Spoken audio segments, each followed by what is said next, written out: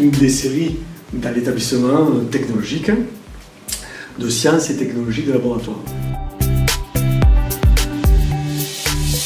On a des classes à peu près de 16-20 élèves et donc il nous faut des laboratoires de physique et de chimie. Donc pour nous ici dans l'établissement, on est avec 3 laboratoires de chimie et 3 laboratoires de physique.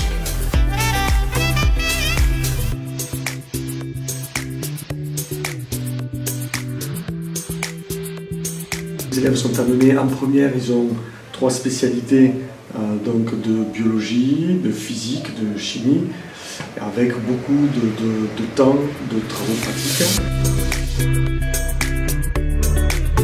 On pratique beaucoup en TP et ça c'est ce qui est bien quand même. C'est mieux que d'avoir que des cours théoriques tout le temps. Il y a des écrits, ils ont des écrits comme dans les séries générales.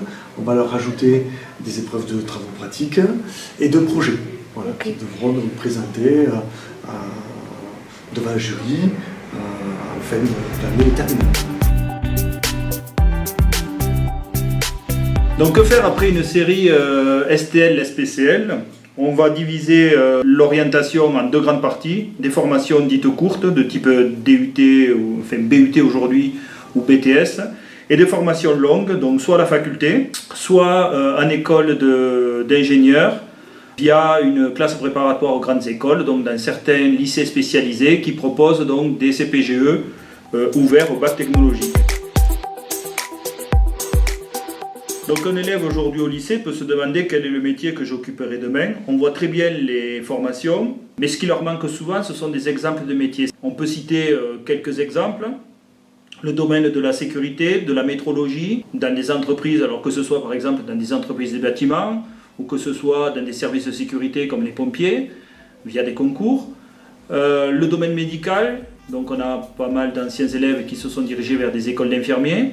Le domaine de l'industrie, le domaine des systèmes et procédés, donc c'est tout ce qui est gestion d'une chaîne de production. Après on retrouve bien sûr des élèves qui se sont destinés au laboratoire, et ces élèves-là soit travaillent dans le domaine de l'analyse biologique, on en parle beaucoup aujourd'hui vu le contexte, mais également dans le domaine de l'agroalimentaire ou de l'agronomie. Ceux qui ont fait des écoles d'ingénieurs, on peut aussi bien les retrouver dans l'aéronautique, dans l'industrie mécanique, dans la chimie, voire dans le secteur bancaire.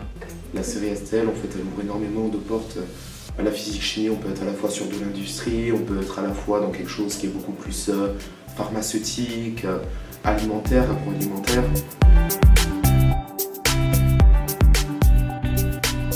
Et on a régulièrement des retours d'anciens élèves qui viennent partager avec les élèves actuels leur expérience, alors que ce soit leur expérience d'enseignement supérieur ou alors leur expérience professionnelle, en leur dépeignant un petit peu les qualités à avoir, peut-être les points à travailler et l'état d'esprit à aborder quand on aborde donc l'enseignement supérieur et des formations peut-être plus exigeantes que ce qu'ils connaissent aujourd'hui dans le secondaire.